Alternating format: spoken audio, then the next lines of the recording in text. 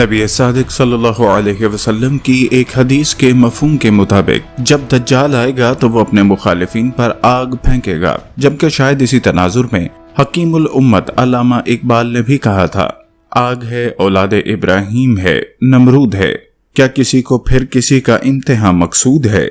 اور اگر ہم مندرجہ بالا حدیث اور شعر اقبال کے تناظر میں موجودہ حالات کو سمجھنے کی کوشش کریں تو اندازہ ہوتا ہے کہ سعودی عرب کے بعد پچھلے 3 ماہ سے ایران میں ملک کے حساس مقامات پر دھماکوں اور آتش زنی کے واقعات میں تیزی سے اضافہ ہوا ہے اور انہیں اچھا خاصا نقصان پہنچا ہے۔ آتش زنی کے ان واقعات میں سے کئی ایک جوہری تنصیبات، آئل ریفائنریز، بجلی گھروں، اہم فیکٹریوں اور کاروباری اداروں میں ہوئے ہیں۔ ایران کے خبر رساں ادارے ارنانے نے تسلیم کیا ہے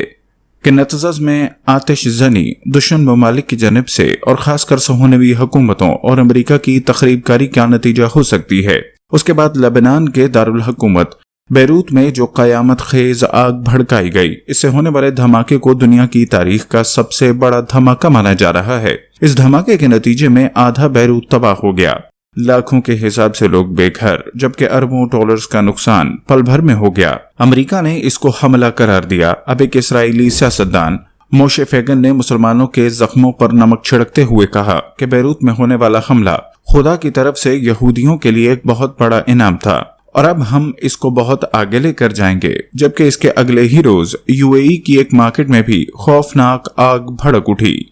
آخر مسلم ممالک میں یکے بعد دیگرے یہ آگ کے واقعات کیوں اور کیسے ہو رہے ہیں؟ محققین کے مطابق ان سب کے پیچھے بھی انہی دجالی قوتوں کی کوششیں کار فرما ہیں، جو اپنے آقا کے کافرانہ نظام کے نفاذ کے لیے اب اپنے اقدامات کو تیز تر کر رہی ہیں۔ اس کے لیے وہ جدید سے جدید ہتھیار، جن میں لیزر خیاطیاتی اور کائنیٹک اسلحے کا استعمال ہے، جن کو حدیث میں دجال کی آگ سے بھی تشبیہ دی گئی ہے، جبکہ حال ہی میں اسرائیل اور UAE کے درمیان ہونے والا نام نہاد امن معاہدہ بھی حالات حاضرہ کی گرم ترین خبروں میں سے ایک ہے، جس میں نہ صرف عرب مسلمانوں نے فلسطینی اور کشمیری مظلوموں کے جان و مال اور عفت و آبرو کو بیچنے میں ذرہ بھی کوتاہی یا شرمندگی محسوس نہیں کی، بلکہ اب یہ خبریں بھی دنیا کی میڈیا کی زینت بن رہی ہیں کہ اس کے بعد نہ صرف سعودی عرب بلکہ عمان، یمن اور باقی دنیا بھی اسرائیل کی گود میں گرنے جا رہی ہے، بلکہ مملکت خداداد کی قیادت پر بھی دباؤ بڑھایا جا رہا ہے کہ وہ بھی دنیا کے امن کی خاطر اسرائیل کو تسلیم کر لے۔ ناظرین، آپ دیکھ رہے ہیں YouTube کے اس نظریاتی چینل اسپریڈ دی اسلام کو، جس نے آج کی زیر نظر ویڈیو میں دنیا اور خاص طور پر عالم اسلام کی تیزی سے بدلتی دنیا کو اپنا موضوع سخن بنانے کی جسارت کی ہے، تاکہ اس کے آئینے میں مستقبل قریب میں آنے والے انقلابات میں جھانکا جا سکے۔ معزز خواتین و حضرات، اگرچہ خلافت عثمانیہ کے ٹوٹنے اور بعد ازاں 1948 میں سلطنت اسرائیل کے قیام کے وقت ہی یہ بات طے ہو چکی تھی کہ آگے چل کر اسی صہیونی خنجر سے عالم اسلام کے قلب پر مزید کاری زخم لگائے جائیں گے۔ اور اگر ہم آج کے فلسطین کا نقشہ دیکھیں تو اندازہ ہوتا ہے کہ اسرائیلی ہٹ دھرمی کی بدولت فلسطین اب صرف 15% رہ گیا ہے، جبکہ باقی سارے علاقے پر یہودی قابض ہو چکے ہیں۔ مگر دنیا کے امان سیاست کی قانوں پر جوں تک نہیں رنگ سکی کہ عربوں کے مقابلے میں کھجور کی گٹھلی کے برابر اس یہودی ریاست کے دست ظلم کو روکا جا سکے۔ اور یہ ممکن بھی کیسے تھا جب عرب مسلمان ریاستیں خود اپنے مفادات کے زیر اثر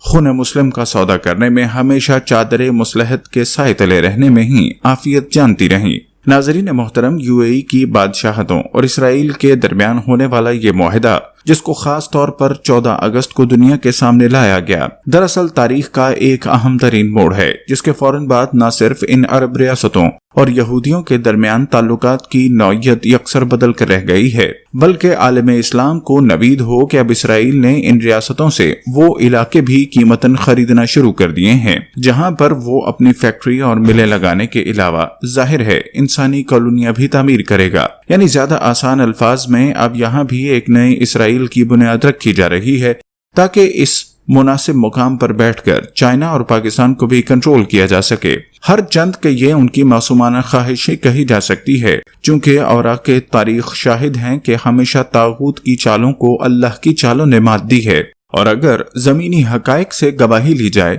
تو بھی یہ کام اتنا آسان ہرگز نہیں، لیکن باطل کے ارادے اب کھل کر سامنے آ چکے ہیں، اور اگر دیکھا جائے تو اس سازش کو بھی مسلمانوں کے درمیان بھڑکائی جانے والی اختلافات کی آگ سے تشبیہ دی جا سکتی ہے، جو کہ بلا شبہ ایک اسلام دشمن کوشش ہے۔ اگرچہ اس بات میں بھی کسی حد تک سچائی موجود ہے کہ بیک ڈور ڈپلومیسی کے ذریعے مملکت پاکستان کو بھی تسلسل کے ساتھ کئی ایک سابق جرنیلوں، سیاستدانوں اور میڈیا اینکرز کے ذریعے یہ تحریک دی جا رہی ہے کہ اب چونکہ یہودی ایک اہم ترین دیوار کو گرانے میں کامیاب ہو چکے ہیں، سو مصلحت اور حکمت کا تقاضا ہے کہ پاکستان بھی اس موڑ پر کوئی حکیمانہ فیصلہ کرے۔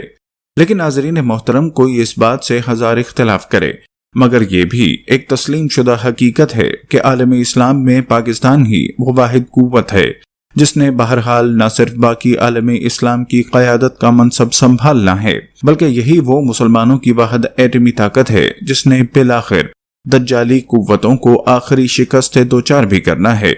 اس حقیقت کا اعتراف اسرائیل کے پہلے وزیر اعظم ڈیوڈ بن گورین نے بھی اپنی ایک تقریر میں کیا۔ موجودہ صورتحال میں پاکستان نے اگرچہ اس پر اپنا رد عمل دیر سے لیکن بہت سوچ بچار کے بعد دیا ہے کہ ہمارے لیے اسرائیل کو تسلیم کرنا اتنا ہی مشکل ہے جتنا کہ اسرائیل کو فلسطینی و مسلمانوں کو ان کے جائز حقوق دینا ہے، مگر نبی صلی اللہ علیہ وسلم کی ایک اور حدیث کے مطابق تباہی ہے عربوں کے لیے کہ مجسم تصویر اب بہت حد تک امت کے سامنے آ چکی ہے، اور اس کے تناظر میں یہ کہا جا سکتا ہے کہ اب عالم اسلام بھی اس آخری مارکے کی تیاری کے لیے مجبور ہو چکا ہے جس کو بہر صورت ہو کر رہنا ہے۔ اللہ اہل اسلام کی مدد اور نصرت فرمائے، آمین۔